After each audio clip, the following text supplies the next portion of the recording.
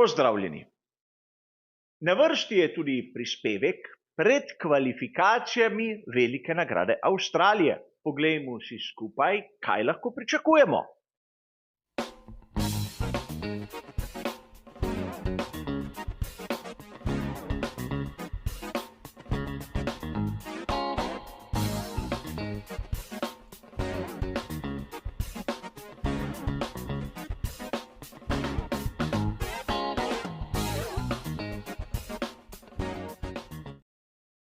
A kot običajno si bomo najprej pogledali tiste tehnične novosti ter zanimivosti. Šele v drugem delu bomo skušali nekako ugotoviti razmerje sil pred prihajajočimi kvalifikacijami. In tu se bomo kot ponavadi oprli na tiste uradne dokumente, čeprav bomo videli, da v teh zapisih se marsikdaj znajde nekaj, kar v bistvu ni novost oziroma ni nekaj pomembnega. Lep primer, ekipa Alpine.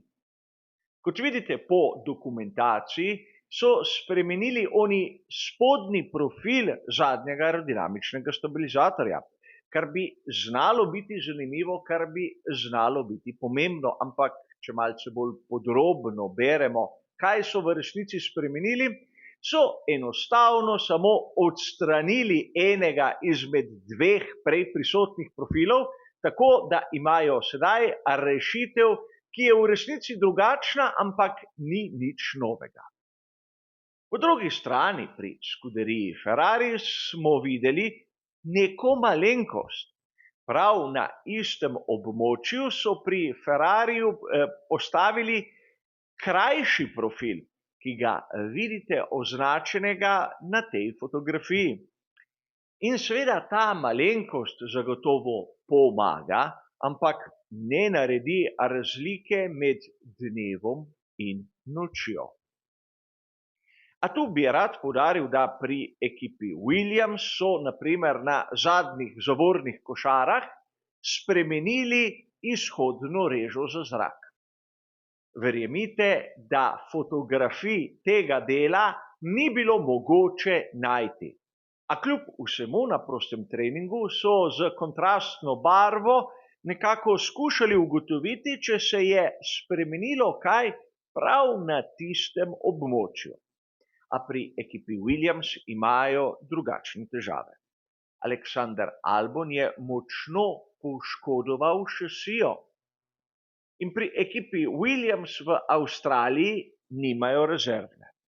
Sedaj se poraja vprašanje, ukolikor bo samo ena šasija sposobna za dirko, kdo jo bo dobil?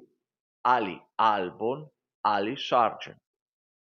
Videli bomo, kako se bodo odločili. Rad bi poudaril, da tokrat Logan Sargent ni napravil napake, in pravzaprav ne bi bilo pošteno, če bi zaradi napak drugih moral izpustiti dirko. Ampak tudi to se lahko zgodi, ker je Alexander Albon bistveno hitrejši. A pojdimo naprej k tistim malce bolj opaznim razvojnim spremembam. Pri ekipi Racing Bulls smo videli novo obliko profilov zadnjega aerodinamičnega stabilizatorja. In seveda tako na prvi pogled ne izgleda nič kaj takega. Ampak tu imamo študijo, ki jo je napravil Roberto Fabrega, kjer vidimo, da na 3 velikih nagradah so pri ekipi Racing Bulls imeli 3 različne izpeljanke, kar pomeni, da na pogonski osi imajo verjetno še nekaj težav. A pojdimo k ekipi Sauber. Tam vidimo novo, precej oglato obliko prednjega aerodinamičnega stabilizatorja. Za razliko od Racing Bulls želijo tu pri tej švicarski ekipi, ki je uradno postala del Audija, nekako povečati oprijem na prednjem in ne toliko na zadnjem delu. In podobna zgodba pri Aston Martinu. Tudi tu vidimo še bolj oglat tloris prednjega aerodinamičnega stabilizatorja In lahko bi dejali čisto nasprotje s tistim, kar lahko občudujemo pri tovarniški ekipi Mercedes. A po drugi strani je še nekaj zanimivosti, ki jih sam ne bi kar tako preskočil. Za ljubitelje same tehnike je tu zanimiv posnetek Mercedesa 2V15, brez krova pogonskega sklopa. Tako da tudi mi, navdušenci, lahko malce vidimo, kako so porazdeljeni elementi, ki jih drugače ni mogoče razpoznati, ker so zakriti. Ker dobro vemo, da je evolucija proge v Albert Parku verjetno tista največja sprememba skozi vikend, je nekako pričakovano, da na prvem prostem treningu se pojavi zrnjenje ali graining. In to se je tudi zgodilo predvsem na prednji levi pnevmatiki, kot kaže ta fotografija. A na levi strani bolida se je zgodilo še marsikaj drugega zanimivega. Tu imamo simulacijo. Simulacijo spremembe temperature skozi krog. Ko razlagam o degradaciji, venomer ponavljam, da gre za temperaturne cikle. Za segrevanje in ohlajanje. In sedaj, če pogledate nihanje temperature na levi strani, boste takoj tudi sami ugotovili, zakaj gre. Zato tu v Avstraliji bo degradacija ključnega pomena. Ampak sedaj to vidimo tudi z nekim grafičnim primerom.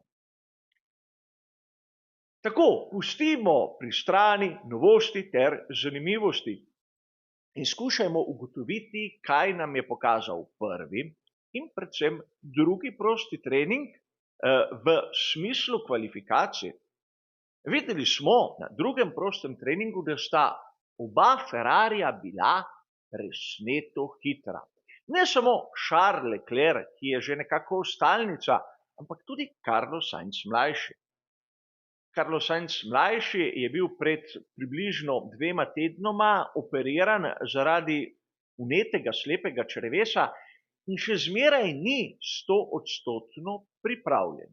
In če je on lahko na en sam krog tako hiter, bo zanimivo videti, ali bo Ferrariju končno uspelo osvojiti najboljše štartno izhodišče ali pa celo zasesti celotno prvo vrsto. Ne bi bil presenečen, čeprav po drugi strani ne bi bil tudi preveč optimističen. Namreč Max Verstappen kot prvo ni napravil dosti krogov. Cel prvi del drugega prostega treninga je lepo, umirjeno čakal v garaži in šele v drugem delu odšel na progo. Kolikor sem sam opazil, v tistih stintih je imel v rezervoarju kar precej goriva, vsaj tako se mi je zdelo zaradi delovanja njegovih obes, njegovega vzmetenja. Zato tudi tu Max ni v velikih težavah, ampak izgleda, da je Ferrari bližje.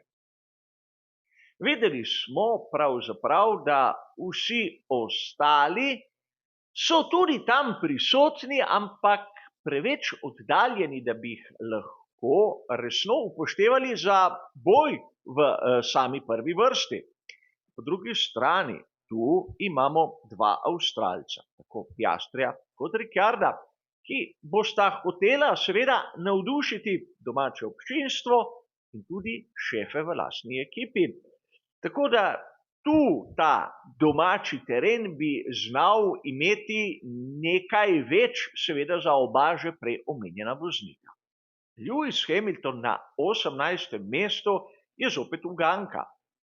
Je bilo to samo slab dan, slab poizkus ali res motivacija Lewisa Hamiltona je na dnu?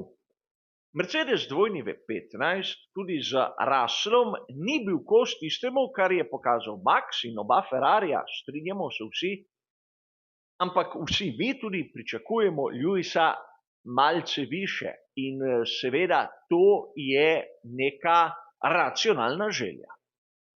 A konec koncev menim, da bomo gledali boj za prvo štartno vrsto med Ferrarijem in Red Bullom. Tudi Sergio Perez bi se znal priključiti. A ne smemo pozabiti na neko dejstvo. Proga v Albert Parku po karakteristikah ne zahteva toliko oprijema. In prav zaradi tega je lahko tu Ferrari malce bolj enakovreden Red Bullu. Sicer ne verjamem vsemu tistemu, kar vidim na prostem treningu, ampak tokrat menim res, kot sem že pojasnil, da so vsi presneto blizu in da znamo videti tudi presenečenje. A kar se tiče tega prispevka, ki nekako skuša ugotoviti stanje pred kvalifikacijami, je seveda to vse. Hvala za vašo pozornost in nasvidenje.